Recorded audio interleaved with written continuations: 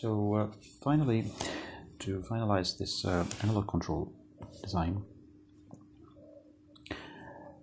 part, okay, so we have been, so far we have been discussing all of our discussion, or most of our discussion has been related to the classical control theory, okay, and mostly we are talking about analog or continuous time, okay, continuous time control.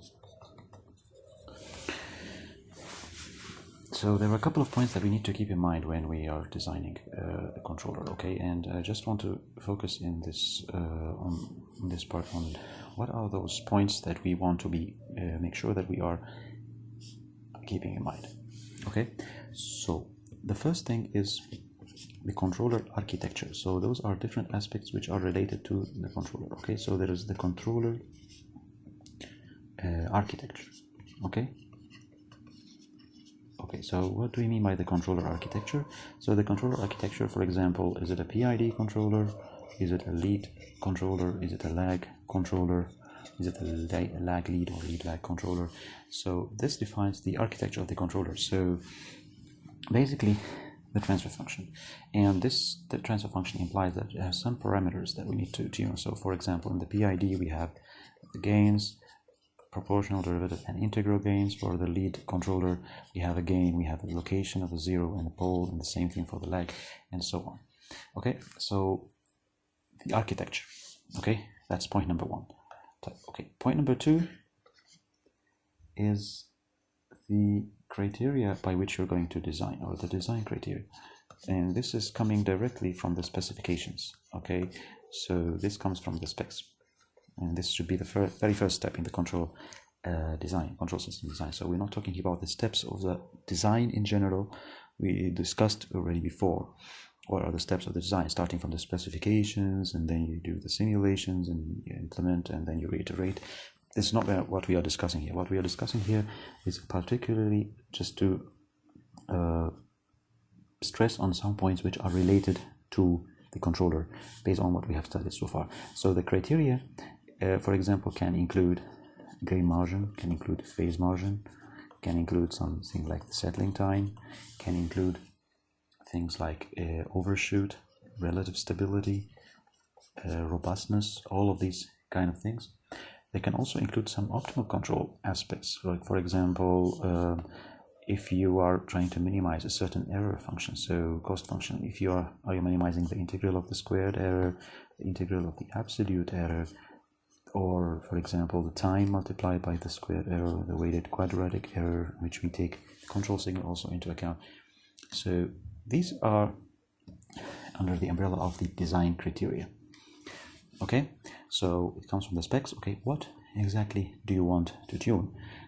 How are you going to tune those parameters? So you have an architecture with some parameters. Okay, so how are you going to tune those parameters? Are you going to tune them to achieve certain gain margin, phase margin, settling time, overshoot, or to optimize certain cost function? Okay, and then there is point number three, which is the tools. These tools, they are facilitating, okay, the design. What do we mean by that? So for example, we studied many tools. We studied, for example, root locus, right? We studied Bode plots. Okay, that's also another tool. We studied the polar plots. Okay, and we knew that the polar plot have some advantage over the Bode plot, right? And also and vice versa. So each one can give you better understanding of the system. You have also the S-plane, the pole zero plot. It's very important to understand the poles and zeros and their interpretation. So the frequency domain in the S domain, you have the root locus. You have also some maybe optimization routines or optimization algorithms that can be, for example, running on your computer. So these are also tools that facilitate you. So they help you to obtain the parameters that minimize, for example, particular cost functions. So you have optimization routines, you have the pole zero plots, you have the polar plots, you have the Bode plots, you have the root locus. Okay, all these are tools that help you in the design. Okay, help you in the design. And then finally, we have the implementation. Okay, the last part is the implementation.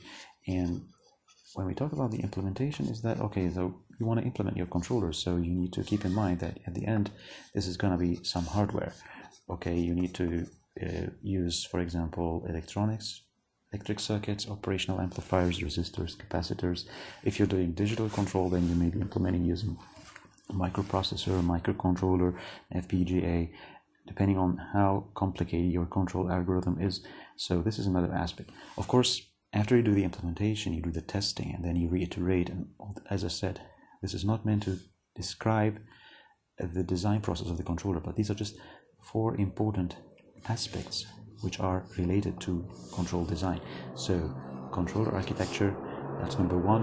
You have to specify the architecture. Number 2, you need to specify what criteria are going to use for designing the controller. Number 3, the tools that you're going to use that are helping you in this design, and this is why we have studied that to facilitate the design process. And finally, the implementation, whether we're talking about analog or continuous time or discrete time control, as we'll be talking in the next part of the course. Okay.